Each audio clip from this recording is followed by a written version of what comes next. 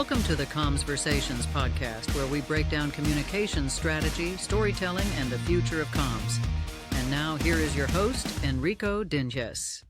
Welcome to Conversations, the podcast where strategy meets storytelling. I'm your host, Enrico Dinges, and today we're tuning into a medium that's been shaping public dialogue for generations. We're talking about radio. Joining the conversation today is Tom Sweeney, president of North American Network, a powerhouse in audio communications with decades of experience helping organizations craft compelling radio campaigns. Whether that's in public health or consumer awareness or even advocacy, Tom and his team know what works and how to make it resonate. Today, we're going to explore how they build successful campaigns, what makes radio content stick, and how this classic medium is evolving in a digital-first world. So, Tom, before we jump into it and talk shop, I would love to get to know you a little bit more and understand your background. So, welcome to the show, first of all. Great to be here, Enrico. So where were you born? Where did you grow up? I am blood-born New Yorker, Manhattan, the small, highly populated island of Manhattan.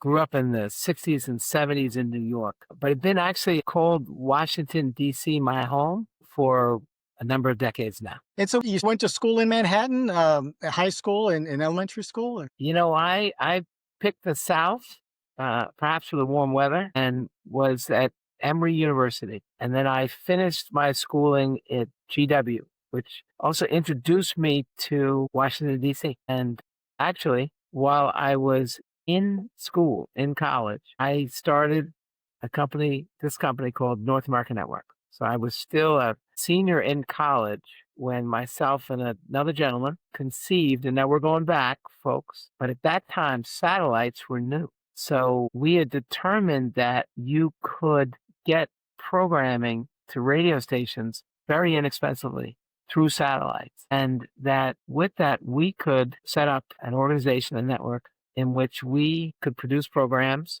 by satellite time at that time on NPR's system. I think it's called maybe DAC system, and reach all the public radio stations back in the day. And so we launched this business based upon the advanced new technology of satellites. So Tom, when did you go to GW to study broadcasting? And did you have any experience? I was a communications major in GW. No, I think the issue then, perhaps the issue now, is that it's really hard for schools to stay abreast of the technology because it changes so quickly. So I remember just even on the equipment that we were using in school, fair enough, was completely outdated in the real commercial. Got it. And so what sparked this idea, this desire to start this company while still in school? Did you see a niche, a need that needed to be filled? We did, and it was not ultimately where the companies landed. We originally were trying to do real Americana programs, the Great American Woman, Black Heroes for Black History Month, a number of kind of American themed, friendly, generalized stuff. But and we produced that ourselves. But from there, we got the attention of the magazine, American Heritage Magazine, and they were they were celebrating their 30th anniversary, and they wanted to spill over to radio. So we started, really our first paying gig was with American Heritage Magazine, turning their very beautifully written articles into radio pieces. Oh, interesting. And was that sort of a novel idea at the time? Were there many programs doing that type of work and taking magazines and try to bring them to life on the radio? Yeah, I mean, it's a good question. Because our satellites were on public radio, we had more discretion to do longer form things. Most of the work we do and most of radio listening happens on the commercial side, which are much more shorter formats, much more 15, 30, 60-second bullets, much more difficult to do what we were able to do on the public side. Now, I do have a question. So with the advent of television, I know there was this big concern that does that mean radio's going well? And then, color television coming in, expansions of channels, particularly around that time in the 60s. And so here we are today, and radio is still front and center important, to society. And what do you recall from those days just as an audience member and kind of having this newish technology of color television coming in and what that may mean for the radio, which was so central for people, for families prior to that become popularized. Well, I think if we go back, a couple of things. One is that TV wasn't portable at all. So you pretty much had to be in your living room to access it. Whereas radio had and has, tremendous portability. So I'm not sure there was great competition between traditional broadcast TV and broadcast radio. Perhaps they complemented each other in some ways. If you were wanting to follow the baseball game, if you were at home and in your living room, you'd watch it on TV. If you were in your basement or on the road, you could access it through radio. But to know the entire media landscape was so much simpler than it is today. So much simpler. There really was radio, TV, newspapers, magazines. That was pretty much, compared to what we have today, it was a much simpler universe to work in. In my time as publicist for Ringling Brothers Circus, for example, which had been around for 140 years by the time I was working with them, we talked a lot about how there used to be 3 networks and maybe fourth with public television. And so if you were able to get on a program like NBC, you were captivating a good quarter to a half of the country, sometimes 60% of the viewing population, just by being on there. Where now there's just hundreds of channels, all very niche and specific in the landscape. And so it's very interesting to think about the point you just made, Tom. Truly. And just to know, I think that this company has worked with Ringling Brothers. Circuses, I'm trying to think. If we did, the way we would work with them is sort of as an advance. So that if Ringling Brothers is in Chicago and it's going to be in Cincinnati in 10 days, then we would do the advance work in trying to get radio spots, maybe radio interviews in Cincinnati to help gin up the publicity. I want to talk a little bit about your career journey, but it sounds like you went right from GW and started your company, and then you were there ever since. Did you ever have any experience working anywhere else, or that was it? You founded your company, and that's where you spent your career? I hate to disappoint your audience, but this is it. No, but that's fantastic. It's fantastic success. So, well, then let's talk about. I'd love to get an overview of North American Network and the kinds of organizations you work with. You just mentioned Ringling Brothers Circus, but what are some of the other ones? Excellent questions. Maybe to start, we work with government agencies, trade associations, not-for-profits, and big corporations. For those who have needs to communicate grandly and larger, we have obviously national capabilities, as well as the ability to target what we do. With radio having been around for over a century, why do you think it remains such a powerful tool for communication even today? I just will say about why radio is still relevant today. Perhaps when some of those other traditional media have fallen off a little bit, is that I think the portability of radio is immensely important, because you can access it anywhere, and you don't need to be looking at a screen. So you have the advantage of being able to be doing other things while you do it. The other thing I would say on radio is that it's always, and I think its past has depended on this, its future will depend upon this, is local programming, information, news, weather, sports, school hirings, because it's still difficult for even these new platforms to be physically in the places in which they're reporting news. And radio on the ground is immensely important, especially in smaller markets, mid-size, rural markets. Absolutely immensely important. Tom, can you walk us through kind of what a typical radio campaign looks like if we were to go from concept to it's on the air and people are enjoying it out? Yes, and I think, Enrico, if I can start this way, is that all of our clients and all organizations have needs to communicate and needs to communicate in different ways. Radio can play a different role based on what it is you're communicating. So say there's a large national tire brand company, right? If that tire brand company has a new innovation in a tire that's going to help with safety, they might do a news announcement, and we might on radio do something, what we call as a radio news package, in which we would record the spokesperson, tire brand company. We would craft a release that we could then deliver into radio newsrooms so they could turn it around and use that information. Say the tire brand company has study that they're doing, that they've completed on the long-term safety of tires on American roads. We might take a spokesperson integral to the study and put him on a series of interviews through a technique called a radio tour, in which we teleconference the spokesperson in with scheduled interviews, one after the other.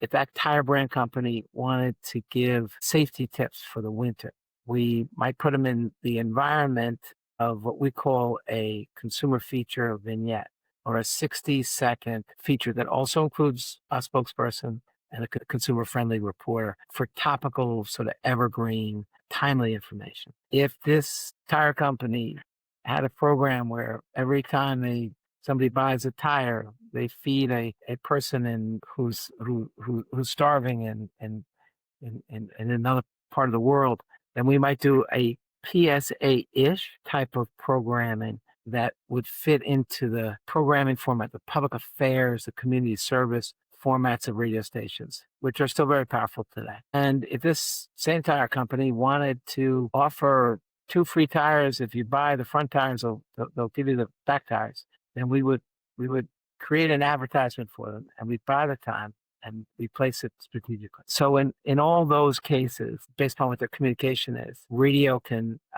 has an answer, has a fit to help support that communication. It seems like there's an option there for whatever strategy, whatever the end goal or audience is you're trying to reach. There's a way for it. But it sounds like the majority of the opportunities are really earned media. You're making it a little bit easier for the radio stations because you have the spokesperson, perhaps the messaging prepared, but then you're providing that kit in some cases to the radio stations, and then hitting multiple key markets that might be a part of the campaign. Yes. No, absolutely. The art, not the science piece of that is trying to interpret a association, government, corporate message onto radio. And just even the way it's written, writing for radio is a true art versus writing for print. Working with the client to make sure that they are getting the representation that they want, but making sure it has the news or informational or educational value that we think makes it a decider for a radio station to put on their format. And I don't think I'm revealing anything new to communicators around the world, but that's where the rubber hits the road. In radio, and you had asked us a little bit earlier, we normally say, let's just say for a radio news package, say this tire brand company has this new technology, they're making a big announcement. Normally what we would do is, even before the announcement, look at some of the source material, write a radio news package that would include a spokesperson and a reporter wrap, open and close. We would record the spokesperson, old technology or new technology, and then we would produce that and have it timed and ready. So strategically, when they make the announcement, we can pair it with the distribution on radio. I think one of the values of radio, undervalues of radio, is that because on radio we can get the message sometimes quickly on the air, it can help with the momentum of the deadlines of some of the other media. So we can be there first and make it a story and give it some momentum. Maybe the evening news will cover it. Maybe the newspaper the next morning. Right, the old adage, media begets media. And so it's on the radio, some producer at a news desk hears it, and then it becomes something that's on the national television news. Yes. And just so, because I've thought a little bit for this interview, is some of the things we've done over the years that have been notable. And one of them is crisis communications. So even back in the day, these are now communication public relations case studies, but the Tylenol scare or the Pepsi syringe scare, we did the radio distribution announcements of that. And I think we were able to get them on extremely quickly, which again helped in terms of informing for the other deadlines. I wanted to ask you, what makes a radio segment truly resonate with listeners? I wonder if it's the voice, is it the pacing, the storytelling? What's the magic sauce, do you think, that that helps it resonate with an audience, with the listener? I mean, excellent question. And sometimes it's the unknown, but there's no doubt that it's the combination um, of of what the story is, of the tone, of the voice, the information being conveyed. The piece on radio, I think, is important. It's all voice is the only thing that's being conveyed. So there's no distractions in terms of things like that. So the voice is absolutely important. But it's real funny because I think that a lot of people seem to think that means their voice has to be perfect or it has to be professional. But I think there's more credibility in a regular voice, especially from a spokesperson, than there is in a professional voice. Because a spokesperson, a scientist, or somebody who's credible probably shouldn't sound too polished, because it actually can take from the credibility. I see. We over the years have no doubt had stories that we struggled with. And I think they're mostly visual stories. There's some stories that just are not very good for radio. I remember we were hired to help promote the Wienermobile in different areas, and the Wienermobile is such a visual story, and radio is just it's incompetent for certain types of stories, and then it's really very, very competent for. Well, I guess that's the question too, Tom, is how do you balance like a client's goals, what they're hoping to achieve, with what a radio station's, maybe the listeners actually expect or want to hear, or sometimes what the reporter's trying to establish as their own voice or their own style of program? Yeah, entirely a great question. And no great answer, in the sense that we're always trying to keep the client's need with what the recipient, our station newscaster, program director, public affairs person's needs are. There's one of the real easy ways is to localize. So if you have a study, and it's a national study, but if you have local stats, it makes a tremendous difference to a local radio station who can take those local stats versus the national stats. So localization is real important. Sometimes local spokespersons can resonate as well. And then also putting that information in the right vehicle. And we spoke about these vehicles earlier, a radio news package for something that has some news zoom to it, a radio tour for something that has more complexity to it, a consumer feature for something that's informational, public service announcement, something that is, you can elicit a emotional response. And obviously an advertisement, something that doesn't need credibility. And so, Tom, how do you measure the success of a campaign? And then I would say, how do you leverage it post broadcast? What are the ways that you can utilize that interview? Well, Enrico, we do provide broadcast usage report. We spend a fair amount of resources in actually giving a snapshot as to how a particular piece played both in local markets and aggregately nationally. So that's the number side of it. On the way that client can sometimes react to in a good way, or is also what the quality of the radio station was in terms of its prestige in a market. In most markets, they have a top tier radio station in terms of credibility. Sometimes our success and the client's success is different in the sense that maybe like clients also want to be in the Wall Street Journal versus another newspaper. But sometimes getting in our case, another radio station that runs the program or runs the creative in many different ways over a long period of time has more benefit for the client, but it doesn't have the cachet of being on the top station in the market. The other thing I think I can say today about radio that is different, a little bit different than we were talking about when I was starting, is that rural markets and smaller markets have been stripped of some of the traditional media that were serving them, and also are sort of ignored a little bit by some of the social media platforms, and that radio can really, really have a significant role in the communication health of those communities. We're going both in terms of rural Texan farm communities to indigenous. So there's I think radio plays a larger role perhaps now in smaller communities than since as long as I've been in this business. That brings up a question, Tom, with all the recent news of what happened to the funding for the Corporation for Public Broadcasting, which understandably supports a lot of, particularly in these smaller markets, the radio stations to be viable. What is your analysis of that impact and what it might mean exactly for those areas that you're talking about that depend maybe on that funding a little bit more than some of the main stations that have a stronger support system in terms of donations and things of that nature? Rico, thanks for asking that. And yes, the public radio station, the main public radio station in Washington, D.C., WAMU, will be will still exist. But even if it didn't, there's so many sources for news and information in a vibrant market like Washington, D.C. In a much smaller market, there's much fewer resources. And even if a public radio station has less resources to report the news, it has impact. The reason we spoke of before is that there's less other sources doing the same.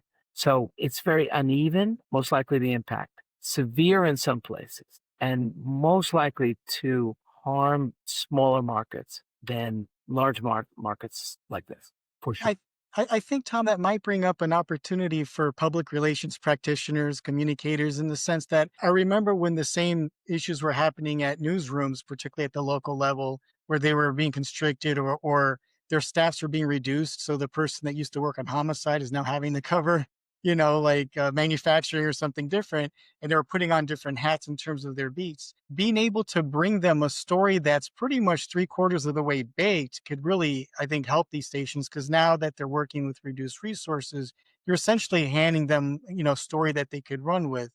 And mind you, there might be an opportunity for services like, North American networks where you bring them stories and at a time when maybe they don't have the resources to go find them. Without a shadow of a doubt, that's true. And our job always with public radio stations, with commercial radio stations, is to make it as easy as possible for that reporter, that news director, to make the decision and then utilize our content as quickly as possible to get it on air, broadcast quality. Entirely important. It's always been important. And as you mentioned now, maybe more important than ever. And Rico, I just also wanted to say, because I don't think earlier I really covered, and you asked the question about what a client can do with content after a group like ours produce it and we actually get it out on broadcast radio. And I think you may know the answer even better than I, but there's the radio content that we produce with a radio news package or a consumer feature or a PSA is entirely portable to put on social media pages, bigger platforms, and can be used, especially if the content is more evergreen, can be used for a long time.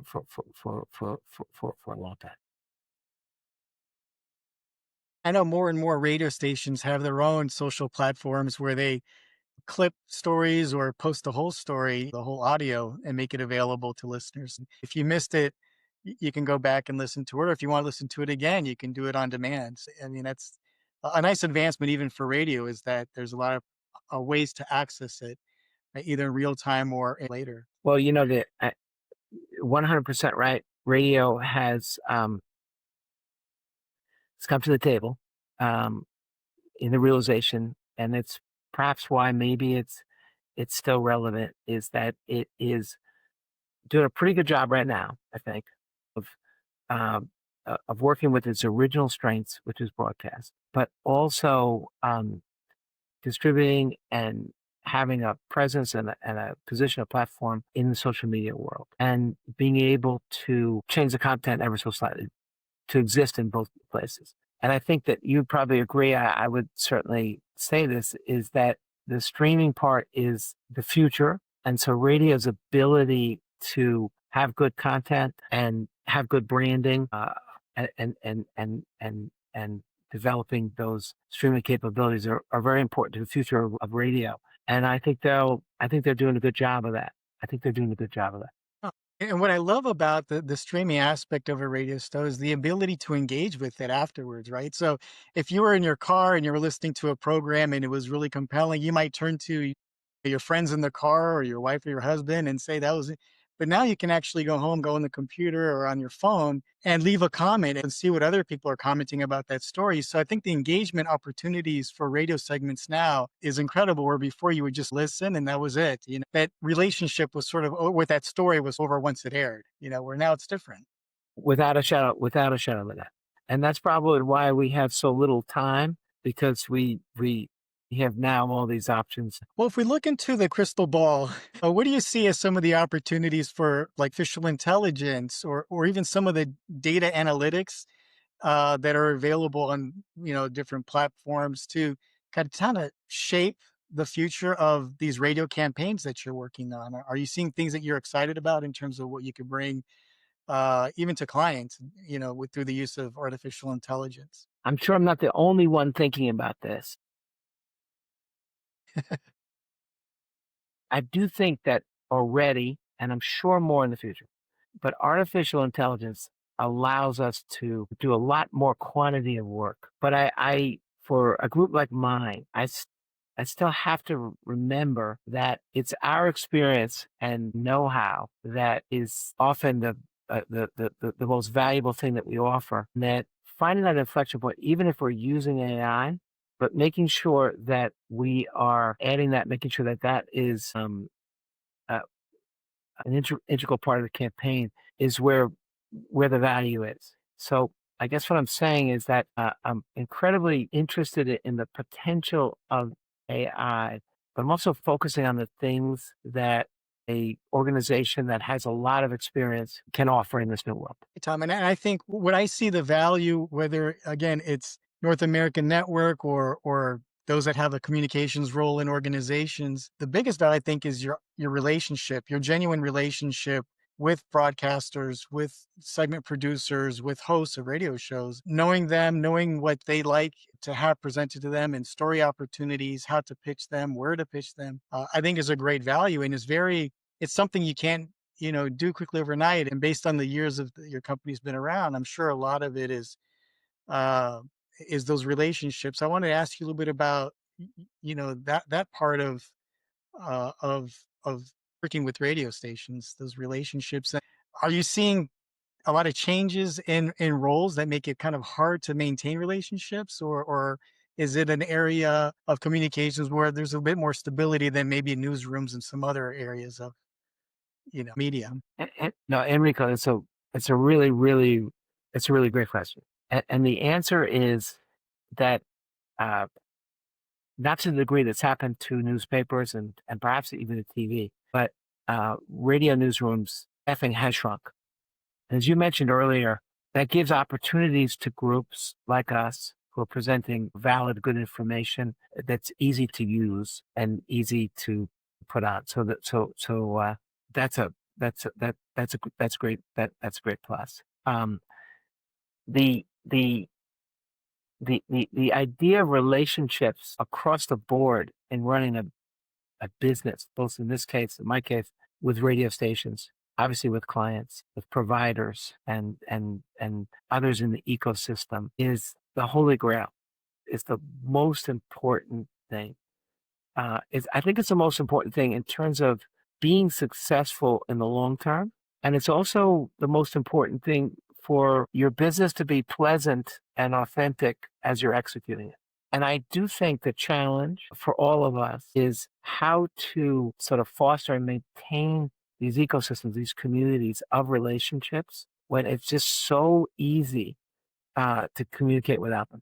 Makes sense. Again, I think it's always relationships are key in this industry, in this dynamic. And what advice would you give to communicators then and practitioners that are looking to break into to radio? They haven't put it at the forefront of their strategic plans as they're developing them. I know a lot of times now it's all about what social media content are you creating.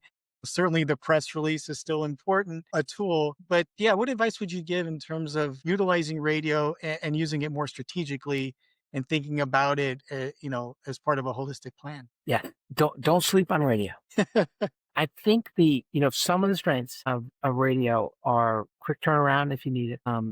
A plethora of places within a radio format that we can place different caliber, different types of information. The ability to target geographically and demographically, not a specific target, but a general targeter I think is real important. And something that I don't think we've spoken about is the credibility that radio holds especially with local listeners who the station is communicating the weather.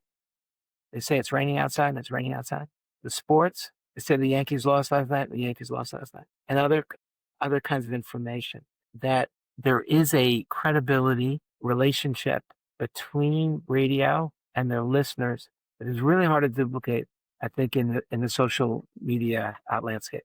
And I think that's real important for consideration when we're fighting for trust so much, and when it is increasingly difficult to determine sources. No, I think that third party validation is so important in trying to achieve some of these strategic goals for a company, because I think there's a lot of value in that. And to your point, with trust in various institutions, having dropped in all the studies that have come out recently, whether it's trust in government, information, trust in media, I think radio still holds, a bit of trust in both those radio hosts that people know well, or to your point, like those local hosts that are part of the communities in which they're broadcasting, so they know the local audience very well. They see them at the grocery store. They're at the football games, maybe doing the broadcast there and then going back to the studio and doing news, so I think there's an intimacy, there's a trust there that still exists in radio, Tom, to your point, that I think is maybe been depleted in other forms of communications. Enrico, just real quick on this. It's why when we're placing content on local radio, we are trying to engage the local reporter to use his voice or her voice to cover the story, because that local voice is what's trusted. That local voice is what's familiar to a listener. And if they have a day where there's a lot of things that are not familiar to them, they're getting on an airplane where they don't know anybody, or they're in a place where they're hearing voices that they don't recognize, that familiarity breeds trust, and trust breeds positivity association with it. And I think that's the secret sauce. That is the secret sauce today, and why radio perhaps has stayed relevant and will stay relevant in the future. Well, Tom, I was curious. I know your focus is radio, but with the popularity of podcasts, including conversations growing, some of the podcasts really being in the millions for some of the more prominent ones, are you including pitches to podcasters that may fit the client's needs, or are you keeping them completely separate? Like, what is North American Network view on podcasters as an avenue in parallel to radio, or not? Enrico, are you afraid that we're going to reach out to you? I would welcome it. No, there's no doubt. Podcasts you can look at a pie chart from year to year, and you can just see it growing and growing. And there's no information that says that it's not going to grow. And I think actually, and there's a term for it, it's spoken word. So spoken word platforms like podcasts, like broadcast radio's platforms are all in really a mix of a decision, if you will, for a communicator or client. I will say though, even because there's a lot of attention that goes on, even with the Pandora or Sirius, and then of course all these social media platforms. But if you add them all up, they still don't reach as many sets of ears as radio does every day. Radio is by far the largest carrier of communication within the spoken world. Tom, I'm curious, do you have data on where people tend to listen to radio the most? Is it in their car or in their home? Yes. Well, yes. And there's no doubt that a lot of people listen to radio in their car who drive to work. There's no doubt about it. And it's why the busiest, the most listened to, the most ears in the radio format day is morning drive and afternoon drive. But actually having computer devices and stuff at work and having your handheld, your smartphone allows you also to plug in a radio if you're jogging, if you're doing a task, if you're shopping, so on the streaming side, there's a lot of more portability, more portability. And in places where people do drive to work, say major markets, it's absolutely number one. But I told you I was from Manhattan, didn't I? That's right. And there's not a lot of car commuting in Manhattan. So people are using it at different points during the day. Makes sense. That makes sense. Well, we're coming to the close of the show, Tom, and so I wanted to hit you with two last questions. Where can listeners learn more about the North American Network Radio or connect with your team? Great question. Well, we have a website. It's nanradio.com,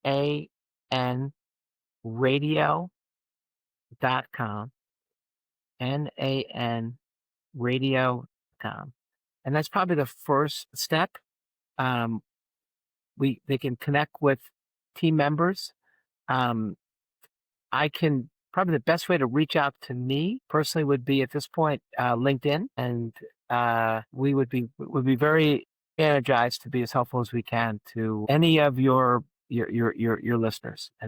Absolutely. And I'll make sure I put the links for both of those in the description of the podcast. This is a thoughtful question, so if you need to noodle it for a little bit, but if you had to sum up radio's superpower in one sentence, what would it be? There's many things I can say, but I think that intimacy is still what connects people more emotionally to radio than they might if they're scrolling on the screen, or even when they're TV, but they're more diverted by the visuals. That's wonderful.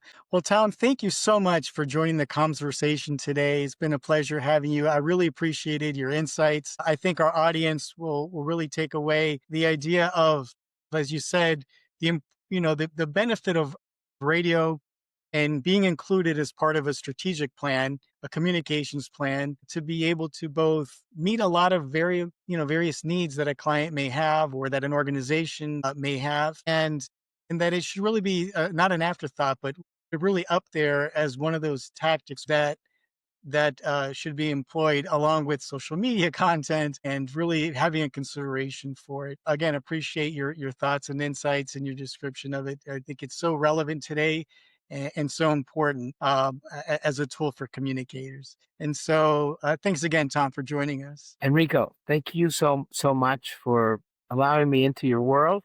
And I hope to talk to you again real soon. Absolutely. So for our audience, to get more information about the Conversations podcast, you can go visit conversations.com. That's COMMS, versations.com. And from there, you can link to all of the platforms where you love to listen or watch to your podcasts. And until next time, this is where we make the link between strategy and storytelling. Thank you very much for listening.